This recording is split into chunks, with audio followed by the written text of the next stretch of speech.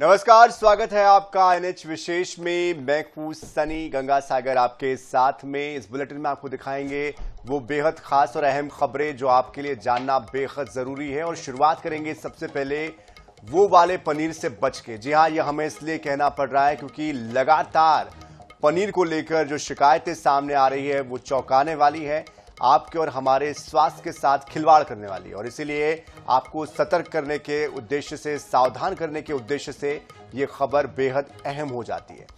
Analogue paneer को ban करने वाला मध्य प्रदेश देश का अब चौथा राज्य बन गया है। मुख्यमंत्री डॉक्टर मोहन यादव ने इसके उत्पादन, बिक्री और इस्तेमाल को लेकर रोक के निर्देश दे दिए। इससे पहले महाराष्ट्र, गुजरात और छत्तीसगढ़ एनालॉग पनीर पर प्रतिबंध लगा चुका है। हालांकि अब भी कई जगहों से शिकायतें आ रही है कि एनालॉग पनीर मिल रहा है और उस पर कार्रवाई भी हो रही है। एनालॉग पनीर क्या होता है, क्यों सरकार ने इस पर बैन लगाने की बात कही है, क्यों बैन लगाया जा रहा है, किस तरह से आपके लिए, हमारे लिए यह हानिकारक है, खतरनाक है, देखिए इस रिपोर्ट में। अब एनालॉग पनीर की बिक्री और इस्तेमाल पर रोक है। मुख्यमंत्री डॉक्टर मोहन यादव ने खाद्य और नागरिक आपूर्ति विभाग के अधिकारियों को इसके उत्पादन और कारोबार पर रोक लगाने के निर्देश दिए हैं। मध्य प्रदेश के अंदर हमने ये निर्णय किया कि एनालॉग पनीर को हम इसको हतोत्साहित करेंगे, इस पर प्रतिबंध लगाएंगे। ये जैसा बाकी राज्यों के साथ ध्यान में आया है कि हमारे यहाँ प्राकृतिक रूप से जो दूध के उत्पाद है उनकी शुद्धता के बलबूते पर हम अपने राज्य की पहचान बनाएंगे।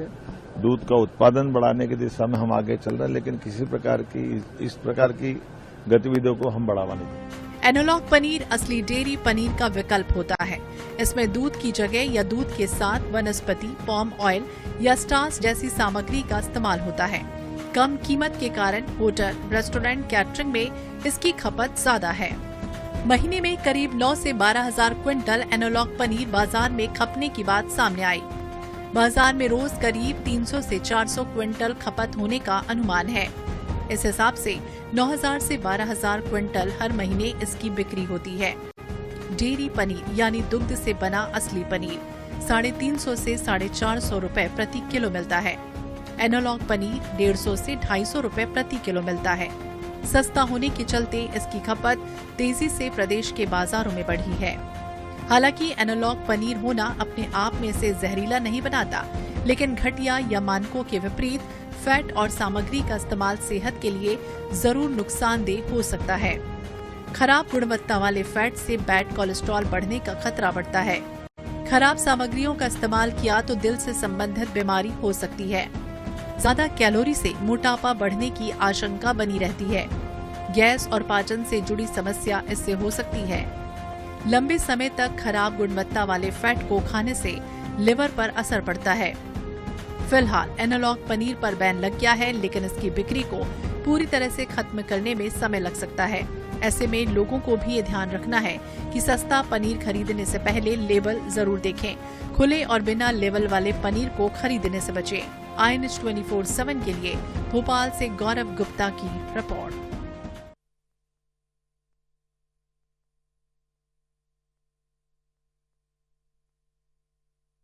महाराष्ट्र, गुजरात, छत्तीसगढ़ और अब मध्य प्रदेश में भी एनालॉग पनीर पर बैन लग चुका है। और जाहिर सी बात है, जिस तरह से मुनाफे के लिए, अपने फायदे के लिए कई ऐसे व्यापारी हैं जो इसका इस्तेमाल कर रहे हैं, बना रहे हैं इसको। कई होटलों में, रेस्टोरेंट में भी इस तरह से धड़ल्ले से इसका इस्तेमाल हो रहा है। ऐसे में अगर आपको भी शक होता है, शंका होती है, तो इसकी शिकायत आप भी जरूर कीजिए। FSSAI में इसकी शिकायत आप कर सकते हैं, खाद्य विभाग में इसकी शिकायत की जा सकती है, ताकि आपके अलावा किसी के भी स्वास्थ्य के साथ कोई खिलवाड़ ना हो।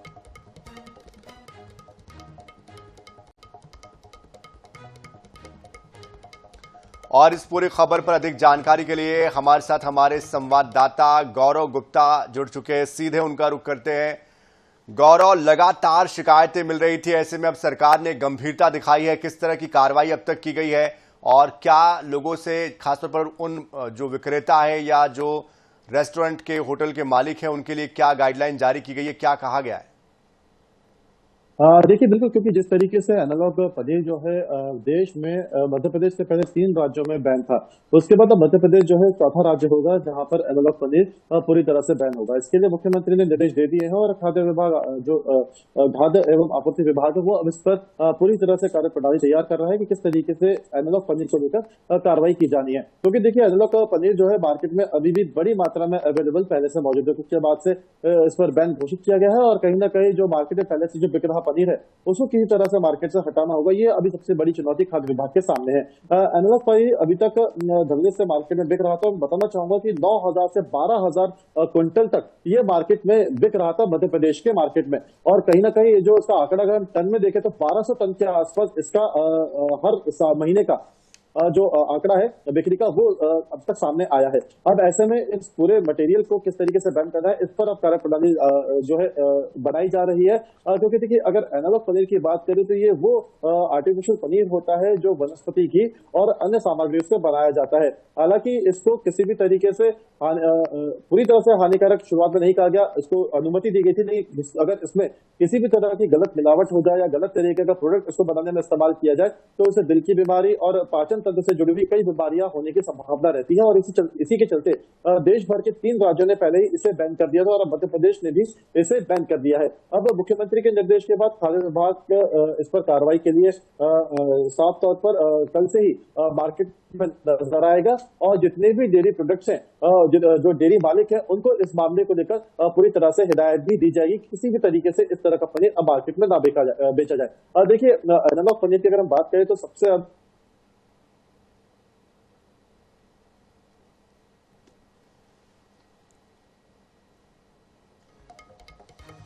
चलिए, गौरव से हमारा संपर्क टूट गया है, दोबारा जुड़ने की कोशिश करते हैं उनसे। लेकिन जिस तरह से गौरव बता रहे थे कि अब भी बाजार में बहुत जगहों पर बहुत बड़ी मात्रा में ये पनीर मौजूद है, कार्रवाई की जा रही है, एक्शन लिया जा रहा है, लेकिन आप भी स्वतः संज्ञान ले, आप भी इस बात के बारे में खुद भी समझ रखते हुए इस पर आगे का निर्णय ले सकते हैं।